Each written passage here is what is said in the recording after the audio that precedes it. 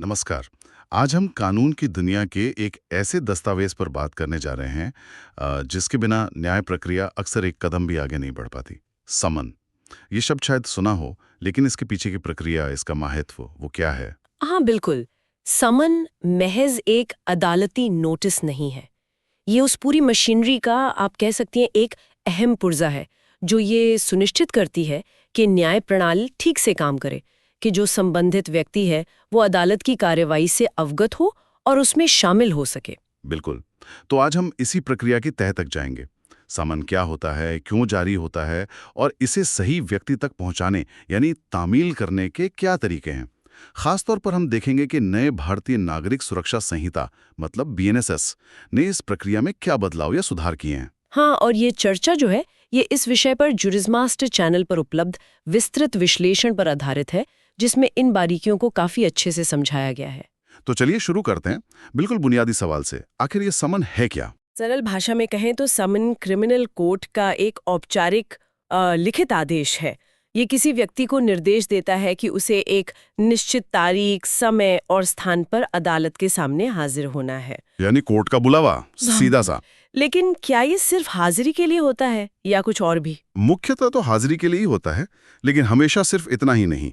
कई बार समन में किसी विशेष दस्तावेज या किसी वस्तु को मतलब सबूत के तौर पर पेश करने का निर्देश भी शामिल हो सकता है। अच्छा। इसका मूल उद्देश्य तो स्पष्ट है, किसी आरोपी को अदालत के सामने लाना, किसी गवाह की गवाही सुनिश्चित करना या फिर केस के लिए जरूरी किसी सबूत को मंगवाना। अच्छा, संक्षेप में कहें तो ये न्याय प्रक्रिया को आगे बढ़ाने का एक अनिवार्य साधन है। समझ गया।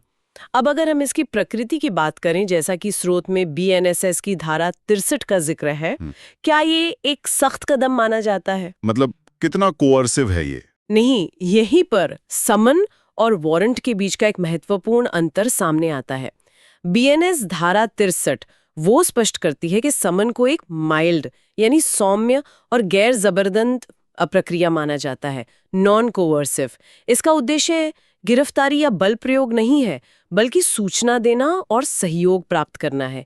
ये वारंट की तरह नहीं है बिल्कुल। हाँ, वारंट तो ज्यादा कठोर उपायों से जुड़ा होता है, जैसे गिरफ्तारी या तलाशी। बिल्कुल, समन मुख्यतः सूचना और उपस्थिति पर केंद्रित है। तो ये सूचना और उपस्थिति पर केंद्रित है। अच्छा, और इसके प्रारूप यानी फॉर्मेट को लेकर भी कुछ नियम होंगे? ऐसा तो नहीं कि किसी भी कागज पर लिखकर भेज दिया? कतई नहीं। देखिए, कानूनी प्रक्रिया में प्रारूप और औपचारिकता का बड़ा महत्व है।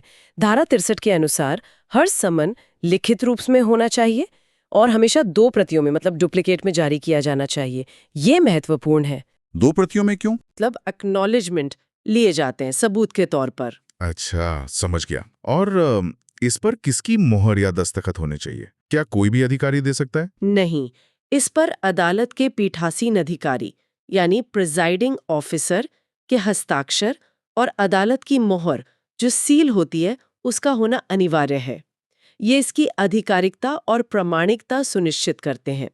और साथ ही इसमें व्यक्ति का नाम और पता, अदालत में हाजिर होने की तारीख, समय, स्थान, ये सारी जानकारी बिल्कुल स्पष्ट रूप से लिखी होनी चाहिए। स्पष्टता बहुत जरूरी है। हाँ, यहाँ विवरणों की सटीकता बहुत मायने रखती है। स्रोत में जैसे एम्परर वर्सेस रणंजय सिंह जैसे पुराने मामलों का हवाला दिया गया है, वो यही बताते हैं कि अगर ये बुनियादी जानकारी गायब है या गलत है तो समन को वैध नहीं माना जा सकता। तो पूरी कार्यवाही खारिज हो सकती है। हाँ, उस पर आधारित पूरी कार्यवाही भी खारिज हो सकती है। स्पष्टता और सटीकता यहाँ बिल्कुल गैर समझौतावादी पहलू है। ये तो हुई पारंपरिक प्रक्रिया की बात, लेकिन यहाँ एक दिलचस्प मोड़ आता है। जैसा कि नए बीएनएसएस ने पेश किया है तकनीक का समावेश। हाँ, ये एक बेहद महत्वपूर्ण समकालीन बदलाव है। नया कानून यानी बीएनएसएस अब समन को एन्क्रिप्टेड इलेक्ट्रॉनिक माध्यमों से भेजने की भी अनुमति देता है। इलेक्ट्रॉनिक माध्यम से, जैसे ईमेल? हाँ, सोचिए, ईमेल या सुरक्षित मैसेजिंग ऐप के जरिए भी समन भेजा जा सकता है। वाह, ये तो प्रक्रिया को काफी तेज बना सकता है। लेकिन क्या इलेक्ट्रॉनिक समन उतना ही वैध माना जाएगा? इसकी प्रामाणिकता कैसे सुनिश्चित होगी? बिल्कुल वैध। इसकी वैधता के लिए भी प्रावधान है।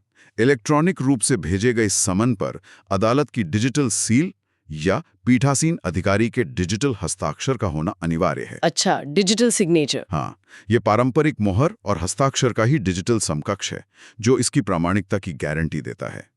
ये बदलाव दिखाता है कि कानून कैसे समय के साथ खुद को ढाल रहा है ना? हाँ, बिल्कुल। ठीक है।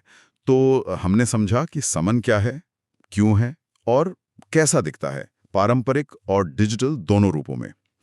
अब आते हैं उस हिस्से पर जो शायद सबसे ज्यादा व्यावहारिक चुनौतियों से भरा होता है, समन को सही व्यक्ति तक पहुंचाना, यानी उसकी तामील या सर्विस कराना। आखिर कोर्ट का आदेश सिर्फ कागज पर ही ना रह जाए, उस व्यक्ति तक पहुंचे भी तो। बिल्कुल सही कहा। समन जारी करना प्रक्रिया का सिर्फ एक हिस्सा है। असली चुनौती अक्सर उसे सफलतापूर्वक तामील कराने में आती है। और यहीं पर बीएनएसएस की धारा 64 से लेकर 71 तक की भूमिका आती है। इनमें तामील के विभिन्न तरीकों और उनसे जुड़ी परिस्थितियों का विस्तृत वर्णन है। कानून ने लगभग हर संभावित स्थिति का अनुमान लगाने की कोशिश की है, ऐसा लगता है। तो क्या है ये तरीके? सबसे आम या पहला तरीका कौन सा है? सबसे सीधा और पसंदीदा तरीका है व्यक्तिगत तामील, यानी पर्सनल सर्विस। इसमें पुलिस अधिकारी या अदालत द्वारा अधिकृत कोई अन्य व्यक्ति समन लेकर सीधे उस व्यक्ति के पास जाता है जिसके नाम पर यह जारी हुआ है। वो समन की एक प्रति उस व्यक्ति को सौंपता है और दूसरी प्रति, जो डुप्लीकेट होती है, उस पर प्राप्ति यानी एक्नॉलेजमेंट के तौर पर उसके हस्ताक्षर लेता है। यानी सिर्फ दिखा देना या पढ़कर सुना देना काफी नहीं है, सौंपना और हस्ताक्षर लेना जरूरी है। हाँ, सौंपना और हस्ताक्षर लेना महत्वपूर्ण है। जैसे सुधीर कुमार दत्त मामले में अदालत ने यही स्पष्ट किया था कि प्राप्ति रसीद पर हस्ताक्षर ही तामील का सबसे पुख्ता सबूत है। ये सुनिश्चित करता है कि व्यक्ति को वास्तव में दस्तावेज प्राप्त हुआ है। इसे तामील का स्वर्ण मानक यानी गोल्ड स्टैंडर्ड कह सकते हैं। ये तो हुआ जब व्यक्ति सीधे मिल जाए। लेकिन अगर समन किसी व्यक्ति के नाम न होकर किसी कंपनी या कॉरपोरेशन या किसी सोसाइटी के नाम पर हो, तब प्रक्रिया क्या होगी? उसके लिए भी स्पष्ट प्रावधान है। ऐसी स्थिति में समन की तामील उस संस्था के सचिव या लोकल मैनेजर या किसी अन्य प्रमुख अधिकारी को सौंपकर की जा सकती है। एक और विकल्प है कि समन को उस संस्था के पंजीकृत पते, रजिस्टर्ड ऑफिस एड्रेस पर रजिस्टर्ड डाक द्वारा भेज दिया जाए।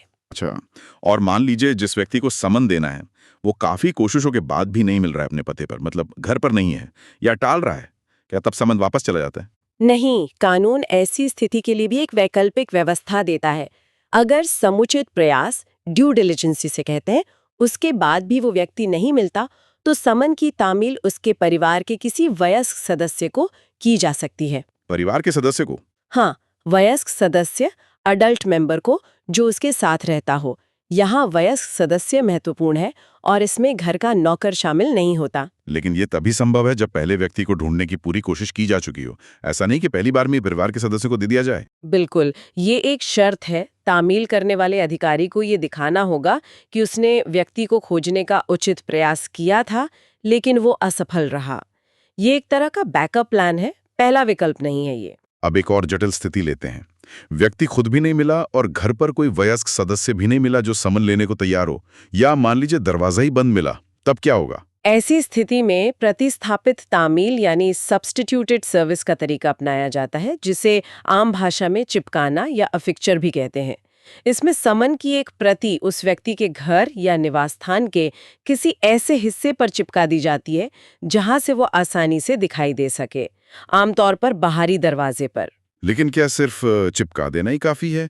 क्या इसे अपने आप में पूर्ण तामील मान लिया जाता है? ये थोड़ा अजीब लगता है। क्या पता व्यक्ति देखे ही ना या कोई और निकाल दे। आपका संदेह वाजिब है। सिर्फ चिपका देना अपने आप में पर्याप्त नहीं होता। प्रक्रिया ये है कि चिपकाने के बाद तामील करने वाला अधिकारी अदालत को रिपोर्ट देता है। फिर अदालत मामले की परिस्थितियों को देखते हुए ये तय करती है कि क्या इस तरह चिपकाकर की गई तामील को पर्याप्त माना जाए या नहीं। अच्छा, तो कोर्ट तय करेगी? हाँ, अगर अदालत संतुष्ट नहीं है तो वो नए सिरे से तामील का आदेश दे सकती है। और इसी बिंदु पर ईस्ट छत्तू वर्सेस पी गोपालन का मामला प्रासंगिक है। इसमें अदालत ने कहा था कि अगर व्यक्ति देश से बाहर रह रहा है तो उस पर ये चिपकाने वाला तरीका अफिक्सचर लागू नहीं होगा। ओह, विदेश में रहने वाले क्या अलग है? हाँ, विदेश में रहने वाले व्यक्ति के लिए समन की तामील विदेश मंत्रालय या उस देश में स्थित भारतीय दूतावास एम्बेसी के माध्यम से निर्धारित प्रक्रिया के अनुसार की जानी चाहिए। ये दिखाता है कि कानून हर स्थिति की बारीकियों और निष्पक्षता का ध्यान रखने की कोशिश करता है। ये दिलचस्प है। अच्छा, सरकारी कर्मचारियों के मामले में क्या कोई विशेष प्रक्रिया है? उनके लिए भी यही तरीके हैं? हाँ, उनके लिए प्रक्रिया थोड़ी अलग है। समन सीधे उस कर्मचारी को भेजने के बजाय उसके कार्यालय के प्रमुख हेड ऑफ ऑफिस को भेजा जाता है। फिर ये उस कार्यालय प्रमुख की जिम्मेदारी होती है कि वो समन संबंधित कर्मचारी तक पहुंचाए और उसकी प्राप्ति रसीद एक्नॉलेजमेंट लेकर वापस अदालत को भेजे। ये विभागीय माध्यम से तामील सुनिश्चित करता है। ठीक है। और अगर व्यक्ति रहता ही कोर्ट के अधिकार क्षेत्र जुरिस्डिक्शन से बाहर हो, मान लीजिए दिल्ली की कोर्ट का मामला है और व्यक्ति चेन्नई में रहता है, तब कैसे होगा? इसे अधिकार क्षेत्र से बाहर तामील यानी सर्विस आउटसाइड जुरिस्डिक्शन कहते हैं। ऐसी स्थिति में दिल्ली की कोर्ट समन चेन्नई के उस इलाके के मजिस्ट्रेट या कोर्ट को भेजेगी जिसके अधिकार क्षेत्र में वो व्यक्ति रहता है। फिर चेन्नई की कोर्ट या मजिस्ट्रेट अपने स्थानीय नियमों के अनुसार उस समन की तामील करवाएगा और तामील हुई या नहीं इसकी रिपोर्ट वापस दिल्ली की कोर्ट को भेज देगा। अच्छा, तो दूसरी कोर्ट मदद करती है। हाँ, ये विभिन्न अदालतों के बीच समन्वय का एक अच्छा उदाहरण है। तो ये पारंपरिक तरीके हुए। अब वापस आते हैं तकनीक पर, खासकर जो BNSS ने जोड़ा है। गवाहों के लिए डाक या इलेक्ट्रॉनिक माध्यम से तामील, ये कितना महत्वपूर्ण बदलाव है? ये BNSS का एक बहुत ही प्रगतिशील कदम है, खासकर गवाहों के संदर्भ में। अब गवाहों को समन रजिस्टर्ड डाक, रजिस्टर्ड पोस्ट एक्नॉलेजमेंट ड्यू द्वारा तो भेजा ही जा सकता है। जो पहले भी होता था शायद। हाँ, वो तो था, पर अब साथ ही ईमेल या किसी एन्क्रिप्टेड मैसेजिंग ऐप जैसे व्हाट्सएप के जरिए भी भेजा जा सकता है। ये तो गवाहों के लिए बहुत सुविधाजनक हो गया होगा, खासकर अगर वो दूर रहते हों या व्यस्त हों। लेकिन फिर वही सवाल, सबूत का क्या? कैसे मानेंगे कि ईमेल पहुंच गया या व्हाट्सएप मैसेज देख लिया गया? आजकल तो लोग सीन करके भी अनदेखा कर देते हैं। हाँ, ये चिंता जायज़ है, लेकिन कानून ने इसका भी समाधान दिया है। इलेक्ट्रॉनिक माध्यम से भेजी गई पावती, जैसे ईमेल का डिलीवरी या रीड रिसीट, या एन्क्रिप्टेड मैसेज का डिलीवरी स्टेटस, जैसे व्हाट्सएप के ब्लू टिक्स, हाँ, ब्लू टिक्स। हाँ, या फिर डाक द्वारा भेजी गई प्राप्ति रसीद, इन सबको तामील का वैध सबूत माना जाएगा, जब तक कि इसके विपरीत कोई सबूत ना हो। स्रोत में दिल्ली BNSS रूल्स 2025 का भी उल्लेख है, जो स्पष्ट करते हैं कि दिल्ली में इस तरह की इलेक्ट्रॉनिक तामील और उसकी पावती को कानूनी रूप से मान्यता प्राप्त है। ये नियम राष्ट्रीय कानून को स्थानीय स्तर पर लागू करने में मदद करते हैं। तो अब हमारे पास तामील के कई तरीके हैं, व्यक्तिगत, कॉर्पोरेट, पारिवारिक सदस्य, चिपकाना, सरकारी दफ्तर के जरिए, दूसरे शहर की कोर्ट के जरिए, और अब डाक व इलेक्ट्रॉनिक माध्यम से भी। इन सब में एक चीज समान है, ये साबित करना कि तामील हुई है। इसका क्या महत्व है प्रूफ ऑफ सर्विस का? तामील का सबूत प्रूफ ऑफ सर्विस पूरी प्रक्रिया की रीढ़ है। ये सबूत कई रूपों में हो सकता है। तामील करने वाले अधिकारी का हलफनामा यानी एफिडेविट, समन की दूसरी प्रति जिस पर प्राप्तकर्ता के हस्ताक्षर हैं, या इलेक्ट्रॉनिक तामील के मामले में डिजिटल रिकॉर्ड या डाक की रसीद। कानून ये मानकर चलता है कि ये सबूत सही हैं जब तक कि इन्हें गलत साबित न कर दिया जाए। और प्रक्रिया का सही पालन, क्या इसमें थोड़ी बहुत चूक चल सकती है? मतलब अगर कोई छोटी मोटी गलती हो जाए तो?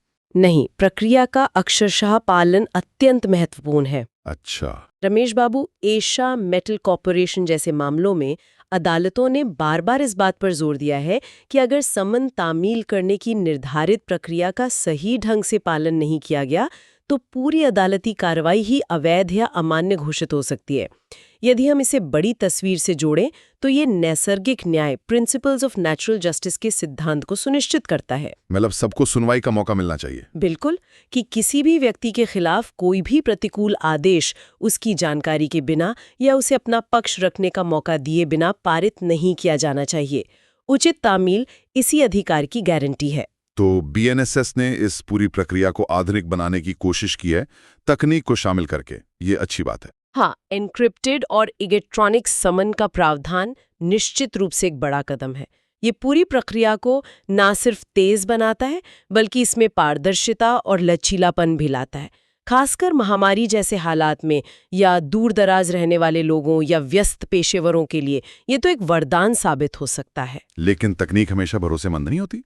ईमेल बाउंस हो सकता है, मैसेज डिलीवर नहीं हो सकता, या व्यक्ति के पास स्मार्टफोन या इंटरनेट ही ना हो। ऐसी स्थिति में क्या होगा? क्या वो व्यक्ति छूट जाएगा? नहीं, कानून इस पहलू से भी अनजान नहीं है।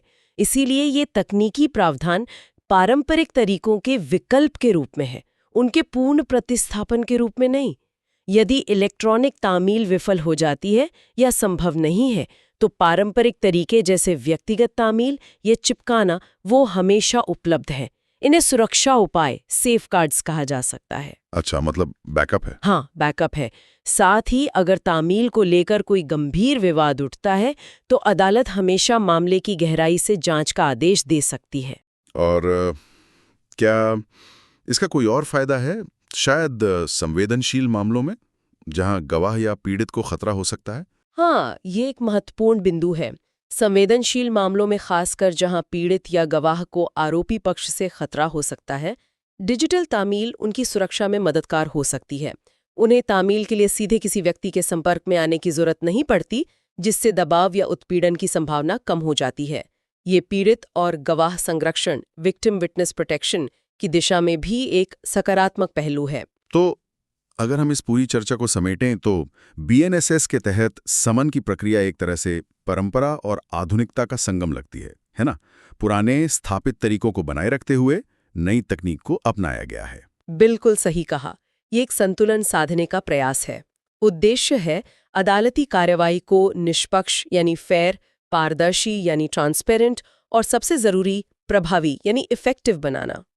ये सुनिश्चित करना कि न्याय की गाड़ी आगे बढ़े, लेकिन किसी को पीछे छोड़े बिना। और इसीलिए हर एक समन की उचित तामील इतनी ज्यादा महत्वपूर्ण है हर एक केस में। अनिवार्य है, क्योंकि अगर समन सही तरीके से तामील नहीं होता तो इसका सीधा मतलब है कि जिस व्यक्ति को अदालत बुला रही है उसे कार्यवाही की जानकारी ही नहीं मिली। ऐसी स्थिति में अदालत उस व्यक्ति की अनुपस्थिति में ही कोई फैसला सुना सकती है, जिसे एक तरफा न्याय या एक्स पार्टे जस्टिस कहते हैं, और ये न्याय के मूल सिद्धांतों के बिल्कुल खिलाफ है। हाँ, ये तो अन्याय होगा। बिल्कुल। उचित तामील ये सुनिश्चित करती है कि हर किसी को सुनवाई का मौका मिले, और ये पूरी आपराधिक प्रक्रिया की गरिमा, डिग्निटी बनाए रखने के लिए जरूरी है। ये वाकई एक ऐसी प्रक्रिया है जिसके कई परतें हैं और जिसका सही ढंग से पालन न्याय सुनिश्चित करने के लिए बेहद जरूरी है। और यहीं पर एक विचारणीय प्रश्न भी उभरता है, खासकर जब हम तामील के इन नए तकनीकी तरीकों को देखते हैं। ये तरीके निश्चित रूप से प्रक्रिया को कुशल, एफिशिएंट बनाते हैं, इसमें कोई शक नहीं। लेकिन क्या ये हमेशा व्यक्ति के सूचित होने के मौलिक अधिकार, fundamental right to be informed के साथ पूरी तरह संतुलन साध पाते हैं? आप किस तरह के संतुलन की बात कर रही हैं? मतलब एफिशिएंसी बनाम अधिकार? हाँ, कुछ वैसा ही। मेरा आशय है, हमारे देश में जहाँ डिजिटल साक्षरता और तकनीक तक पहुँच में काफ़ी असमानता है, क्या इलेक्ट्रॉनिक तामील का सबूत हर किसी के लिए समान रूप से विश्वसनीय और सुलभ माना जा सकता है? क्या कोई व्यक्ति सिर्फ इसलिए कानूनी प्रक्रिया में पीछे रह सकता है क्योंकि वो तकनीक का उपयोग करना नहीं जानता या उसके पास साधन नहीं है? ये तो बहुत गंभीर सवाल है। हाँ, ये एक ऐसा सवाल है जिस पर हमें भविष्य में लगातार विचार करना होगा कि कैसे हम तकनीक के लाभों को अपनाते हुए भी ये सुनिश्चित करें कि कोई भी न्याय पाने के अधिकार से वंचित न रह जाए। यह संतुलन साधना होगा। ये निश्चित रूप से एक महत्वपूर्ण सवाल है जिस पर आगे भी विचार विमर्श आवश्यक है। खैर, उम्मीद है आज की ये बातचीत समन की प्रक्रिया और BNSS के तहत हुए बदलावों को समझने में हमारे श्रोताओं के लिए उपयोगी रही होगी। हमने ये विश्लेषण जूरिस्ट मास्टर चैनल पर उपलब्ध जानकारी के आधार पर किया। निश्चित रूप से कानून की इन प्रक्रियाओं की समझ न सिर्फ विधि के छात्रों और वकीलों बल्कि हर जागरूक नागरिक के लिए महत्वपूर्ण है। हम अगले अंक में फिर हाजिर होंगे एक और विषय पर गहरी चर्चा के साथ। तब तक के लिए जय हिंद।